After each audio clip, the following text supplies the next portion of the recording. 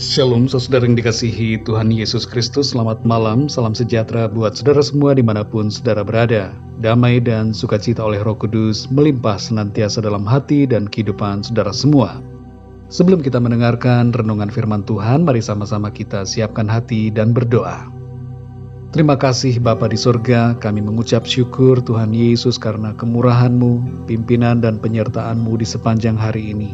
Kembali kami mengalami berkat, penyertaan yang luar biasa dalam sepanjang hari ini. Tuhan sudah menolong kami dalam segala aktivitas, kegiatan, tugas-tugas, dan pelayanan kami. Kami bersyukur untuk semua kebaikan Tuhan. Dan saat ini Tuhan kami mau mendengarkan kebenaran firman-Mu. Urapilah kami, berikan kami hati yang mengerti akan kehendak-Mu. Terima kasih Tuhan. Dalam nama Tuhan Yesus kami berdoa. Haleluya. Amin. Saudara yang dikasihi Tuhan, ayat renungan kita pada saat ini terdapat dalam Imamat pasal 19 ayat 11 sampai 12. Tertulis demikian. Janganlah kamu mencuri, janganlah kamu berbohong, dan janganlah kamu berdusta seorang kepada sesamanya. Janganlah kamu bersumpah dusta demi namaku, supaya engkau jangan melanggar kekudusan nama Allahmu. Akulah Tuhan. Saudara yang dikasihi Tuhan, beberapa waktu belakangan ini kita mendengar atau membaca berbagai berita mengenai banyaknya alasan yang dikemukakan oleh orang-orang yang ingin mudik atau pergi ke berbagai tempat di luar daerahnya. Alasan yang dikemukakan biasanya berkisar tentang adanya keluarga atau tetangga yang sakit atau meninggal. Di masa di mana pemerintah melarang mudik, seharusnya memang sebaiknya kita tidak mudik. Mengapa, saudara? Karena kita hanya menyusahkan diri sendiri, disebabkan banyaknya penyekatan, waktu perjalanan yang semakin lama, ketidaknyamanan dalam perjalanan, melanggar aturan pemerintah, dan satu lagi adalah kebohongan yang ditimbulkan. Saudara yang dikasihi Tuhan, firman Tuhan memerintahkan agar kita tidak berbohong dan berdusta. Mungkin kita merasa kita hanya membohongi sesama, tapi kebohongan kita dilihat dan dinilai oleh Tuhan. Sebenarnya saudara, kejujuran lebih baik.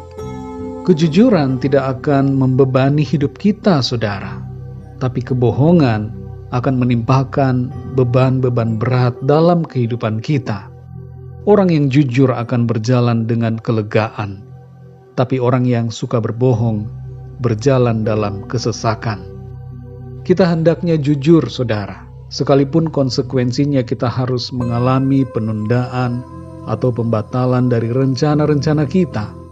Untuk sementara, kadangkala kejujuran nampaknya menghasilkan kerugian, tapi sebenarnya untuk jangka panjang itu akan membawa keuntungan dan berkat Tuhan.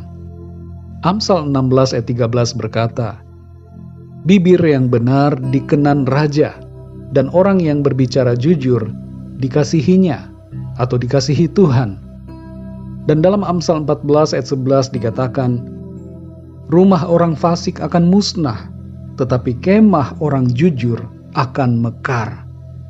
Perhatikan saudara bahwa sikap kejujuran akan membawa berkat dan perkenanan Tuhan dalam kehidupan kita.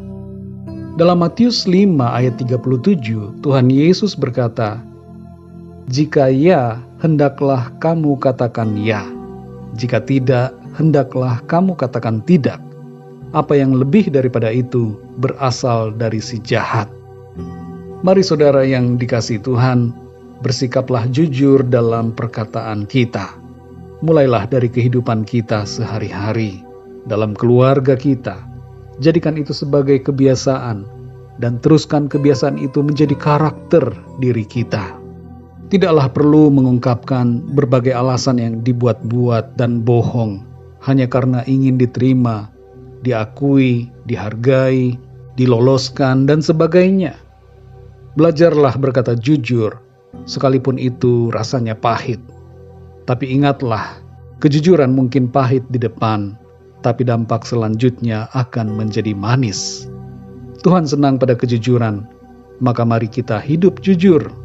Jangan berbohong dan berdusta. Tuhan akan menolong saudara dan saya menjadi pribadi-pribadi yang jujur dengan kuasa dan pimpinan Roh Kudus. Mari kita berdoa, saudara. Bapa kami yang di sorga, Bapa, di dalam nama Tuhan Yesus Kristus, kami mengucap syukur untuk kebenaran firman-Mu yang kembali mengajar kami, mengingatkan kami untuk hidup benar di hadapan-Mu, berkata yang benar, jujur, tidak berbohong ataupun berdusta kepada sesama kami. Ubahkan kami ya Tuhan. Ampuni kami kalau selama ini kami berkata-kata yang tidak benar. Kami sering berdusta, berbohong. Ampuni kami dan ubahkan kami ya Tuhan. Kami bertobat dan mau berubah, mengikuti apa yang menjadi kehendak-Mu. Terima kasih ya Tuhan. Tolong kami supaya kami sungguh-sungguh menyadari bahwa setiap kebohongan, sekecil apapun, tidaklah baik. Semuanya itu tidak berkenan kepada Tuhan. Terima kasih Bapa. Tolong kami selalu Roh Kudus untuk berjalan sesuai dengan kehendak-Mu. Terpujilah nama-Mu ya Bapa. Di sepanjang malam hari ini kami mohon berkat dan perlindungan Tuhan. Berikan kami tidur yang nyenyak di sepanjang malam ini, dan bangunkan kami kembali besok pagi dengan kekuatan yang baru, tubuh yang sehat diberkati Tuhan, untuk kami pakai memuliakan nama Tuhan dalam segala aktivitas kami. Kami berdoa untuk yang sedang mengalami pergumulan, masalah, sakit penyakit, masalah dalam keuangan, dan segala aspek lainnya, agar Tuhan Engkau menolong, memberikan jalan keluar, kesembuhan, berikan kekuatan-Mu, nyatakan mujizat-Mu Tuhan dalam setiap kehidupan kami semua. Kami percaya Tuhan tidak pernah membiarkan kami. Engkau ada bersama kami, menolong kami, memberikan kekuatan dan jalan keluar yang ajaib. Terima kasih ya Tuhan. Kami percayakan segala sesuatunya ke dalam tangan kasih-Mu. Kami percaya berkat dan damai sejahtera serta kasih karunia Tuhan selalu berlimpah dalam hidup kami. Terpujilah nama-Mu ya Bapa, dalam nama Tuhan Yesus Kristus, Tuhan dan Juru Selamat kami, Raja segala raja, Tuhan di atas segala Tuhan. Kami berdoa dan mengucap syukur. Haleluya. Amin. Puji Tuhan, saudara yang dikasihi Tuhan, saya percaya firman Tuhan menjadi berkat dan kekuatan buat saudara semua, dan Roh Kudus akan menolong saudara untuk lebih lagi memahami kebenaran firman Tuhan. Tuhan Yesus memberkati saudara semua. Selamat malam, selamat beristirahat, dan sampai jumpa dalam renungan yang berikutnya. Haleluya.